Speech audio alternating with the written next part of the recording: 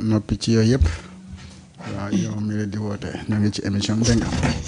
alors seen naa leen dañuy xëy dem njëkkee ko ci l'info mi xëy fësal nataaluk moom jiitaluk assemblée nationale bi nga xamante ni ci dédicace livre bi nga xamante ni Ibrahima Diallo bind na ko la nga xam ne daal moom la woo patriotes yi muy appel à l'unité maanaam ñu booloo doon benn.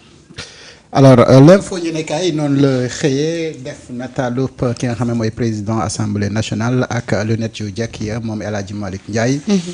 takk karawaasam bu marron noonu la ko dal di xamale ne pouvoir et responsabilité El Hadji Malick Ndiaye presse l'unité des patriotes nee na moom président assemblée nationale bi mu ngi wax fi mu toll nii ne nekkatuñu ci opposition mais léegi dañu yori responsabilité. moo tax ñu war a xool ni nga xamante ni noonu la ñuy doxee te nekk dox googu ngir mu gën a mën a avancé faaw rek patriote yëpp dal di ànd nekk benn bañ ku leen a féewale mu ne nous sommes restés concentrés sur l'essentiel mesurés dans nos propos donc disciplinés dans notre communication surtout am ak teggin ak yar gu wër ci ni nga xamante ni noonu ngeen di waxee ak doxale mais moom El Hadji Malick yemul rek ci foofu mu ne nous sommes plus dans l'opposition nous sommes désormais aux responsabilités noonu la ko waxee ci discours am ba mu ne le temps sacré aux polémiques et aux provocations nee na yooyu nañu ko bàyyee ñi nga xamante ni mooy seen adversaires yi te ñoom ñu investir ci li nga xamante ni mooy massifier li nga xamante ni moom mooy seen parti boobu ndax fi mu toll nii. li nga xamante ni moom le président Ousmane Sonko bëgg rek mooy ñu gën a fësal liggéey bi nga xamante ni gouvernement bi mu ngi koy def te moom El Hadji Malick loolu lay woo ñëpp ñi nga xamante ni ñu ngi ci réseau yi di wax ak fësal ay mbir ñu gën a concentré wu ci liggéey bu am solo bi nga xamante ni gouvernement bi mu ngi koy def. waaye gouvernement bi mu ngi def liggéey bu am solo ñu war ci concentré wu. waaye est-ce que njiitu réew mi bëgg nañu concentré wu ci loolu. waaw moom kàddu gi nag su demoon ba janoog njiitu réew mi. waaw mu wax ko. waaw ca lay gën a safe. waaw loolu laa gën a gis. parce que nag moi je suis d'accord que les gens soient beaucoup plus concentrés sur li nga xam ne moom la Ousmane Sonko di def ak gouvernement yam. mais division bi muy wax fan la jóge kan moo créé division bi da ngay dem wax ki créé division bi ne ko bàyyil division bi dindil li tax division am. mais je pense que tey les patriotes ñi nga xam ne ñoo nekk Pastef ils sont pas divisés. Il y a quelques éléments yu rares yoo xam ne dañuy jóg pour manipuler gars yi tontu leen et puis avancer mais moi je pense que les patriotes ci seen majorité ñu ngi toujours def bloc autour de leur leader muy Ousmane Sonko. maintenant nag ki nga xam ne moom moo indi division bi mais moom nga war a dem wax ne ko nag tey li xew yépp ci penc bi yow yaa ko indi ba ko. su ko defee loolu mooy langage de vérité le reste nag quant à appeler les patriotes à se concentrer plus sur ce qu'ils font les patriotes man loolu yàgg naa leen di leen ko wax. ne leen vous avez une arme redoutable qui est bien pour les détracteurs de Sonko mais nag utiliser leen ko quand votre leader pose des actes. ci lay gën a amee solo. ca lay gën a amee solo ni ngeen di defee ay 72 heures di ko def ay nit yoo xam dañu attaquer seen leader. c'est bien mais nag seen leader bu defee bu poser ay actes yu am solo mais def leen ci 72 heures. ñu wax nañ fi ne si année bi Ousmane a réussi à presque mobiliser plus de 1700 et quelques milliards. Ça l'apport du FMI. Et ça c'est un exploit il faut en faire 72 heures. gars yi xam ne waa ji mu ngi liggéey. waaye nag leneen li nga xam ne mooy division bi. xam na ki ko def. waaw. c'est que nag il faut ñu séparer ñaari mbir yi parce que ñoom ñiy wax gars yi nañu comprendre Ousmane Sonko le premier ministre. ak Ousmane Sonko le président du parti noonu la ñu waree bàyyi militant bi. waaw nga xamante ni moom xam na ne lii gouvernement la. lii parti bi la. les militants sont appelés à communiquer sur les activités du parti. tout à fait ñi nga xamante ni ñoom ñoo am responsabilité dans le gouvernement ñooñu dañu am ay budget de communication pour fësal li nga xamante ni moom mooy seen liggéey bu fekkee ni da nga ñàkk stratégie ba yow sa liggéey amoo ay pexe yooyu def ba mu fësal ko mais c'est pas les militants nag de promouvoir le travail remarquable du gouvernement je suis désolé. kenn ku si nekk ca responsabilité yi ñu la jox nattal nañ la ab budget nga am ab responsable de communication am cellule de communication et cetera et cetera bu fekkee ni budget boobu ñu la natal wax dëgg fa na yàlla bëggoo ko def ci sa communication pour fësal li ngay def bur xaar na ku la koy fësalal wax dëgg na yàlla loolu nag nañuy waxante dëgg. maintenant le discours de El Malick man dama fekkee muy wax. alors peut-être que journal bi fi mu bëgg orienter le discours ce n'est pas trop là-bas. parce que El Malick li muy wax mooy désormais nous ne sommes plus dans l'opposition. mooy que ni dañu nekk aux responsabilités. alors même comportement yi ñu doon am dans l'opposition nekkul même comportement yi la ñu war a mën a am parce que notre parti est au pouvoir. il faut ñu dissocier li nga xam ne moom moo am solo ak li nga xamante ni amul solo bu ñu jël mukk suñu temps di ko tardé ci li nga xamante ni amul benn solo kilifa gi di Ousmane Sonko joxe na. instruction. nañu dem ci loolu te bàyyi polémique bi maanaam ma déggee ci ne. temps bi ngeen jël nii dem ci parti coalition wala. siège coalition Diomaye président boobu temps bi ngeen ci def noonu. amoon ngeen beneen temps bu ngeen ko fa waroon mën a consacrer wala defoon ci leneen lu weesu jël promouvoir bâtiment bu la boobu. beneen bi mu également jox une réponse intelligente nag à Khadija Mayekor je pensais que Khadija dina comprendre le message mais malheureusement gis naa ko mu retaan bu yaatu comprendre li El Malick wax parce que daf ko citer nommément. Nicolas.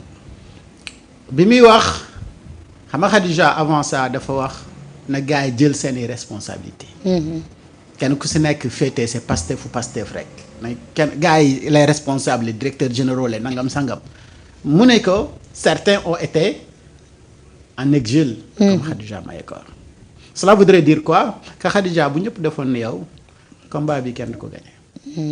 loolu la bëggoon wax. ah oui Khadija bu ñëpp exilé woon comme yow mais combat bi kenn moo koy gagné si tout le monde était en exil toi tu nous demandes de prendre nos responsabilités alors qu'au moment de prendre véritablement les responsabilités tu as fui nga dem exil sous prétexte que sa papa moo ne la na nga toog. waaw mu ne la da nga demoon exil yow bokkoo si ñi tax ñu gagné combat bi parce que bu ñëpp defoon ni yow sàq sa waaye combat bi kenn du ko gagné. ça c'était une réponse intelligente donc dans le discours de El Malick dañ ciy gis lu bëri mu ne il faut résister mais résister contre quoi résister contre ñi nga xamante ni dañu bëgg a yàq li ngeen construire ba yegg si fii parce que la résistance doit continuer contre ñi nga xamante ni dañu bëgg a détruire fi ngeen nekk ak fi ngeen yegg si donc il faut pas donner donc sens à ces personnes là yi nga xamante ni ñoom ñoo ci nekk di wax et je pense que c'était un discours très responsable et malheureusement le journal voulait orienter un tout petit peu ci beneen angle li nga xamante ni moom mooy la communication de El Malick et je pense que ni loolu mooy parfois malheureux angle d'attaque waaw des fois journaux yi noonu la ñuy def dañuy xool li leen intéressé ci mbir bi loolu la ñuy jël en fait c'est toujours comme ça xam nga quand un leader fait un discours chacun peut faire une analyse bi mu ci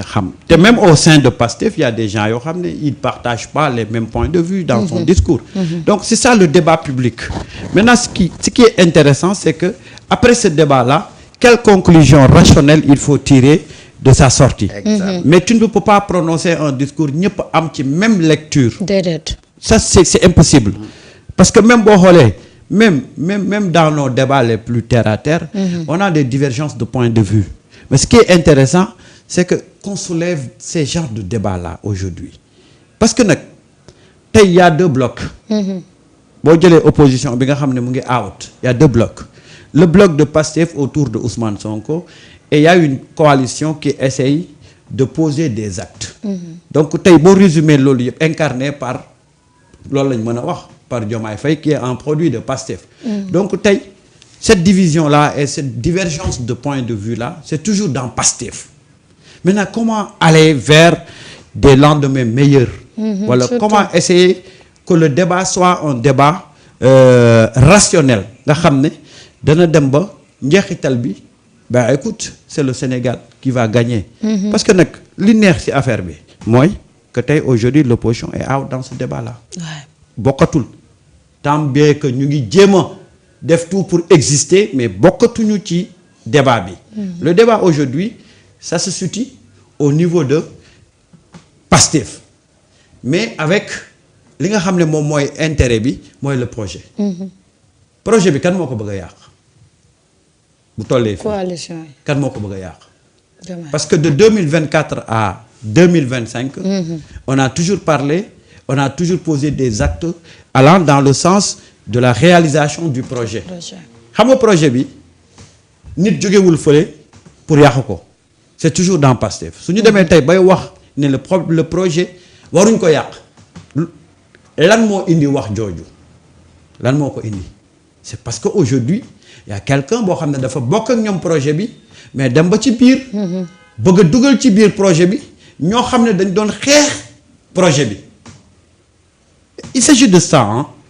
Tey tu ne peux pas prendre ay les militants de Pastef wala les sympathisants yoo xam ne tey mën nga leen pointer du doigt pour dire que ñoom dañoo bëgg a yàq projet bi non ñoom ils ont été toujours constants dans ce qu'ils font mooy fexe ba jëmmal projet bi tey nag bu ñu demee ba naan projet bi waruñ ko yàq c'est parce que y a un élément bu bees boobu lan la il faut oser le dire c'est parce que aujourd'hui on a essayé aujourd'hui d'aller vers les anti-projets jël leen fa bëgg ñoom ñu ñëw dugg pour accompagner ce projet là. C'est impossible. Quelqu'un qui s'est battu pour que nga bañ a jëmmal sa projet nga bëgg ko jëli tey pour mu accompagner ce projet dañ naan non stop il faut que ñu xool tey qu'est-ce qu'on va faire maintenant pour jëmmal pour projet bi mën a survivre ba 2025 avant lettre bi di génn le projet n'était pas menacé. déedéet. ñëpp dañ doon dem ci benn direction. même bu amoon sax ay divergence laalul woon projet bi. mais tey nag bu ñu demee ba des anti-projets nga xam ne dañoo xeex pour que projet bi mu jëmm. ñu bëgg leen indi ci biir ne il faut ngeen xajoog ñoom ça pose problème. mënul nekk sax loolu mënul nekk. et aujourd'hui le débat fondamental ça se tourne autour de ça.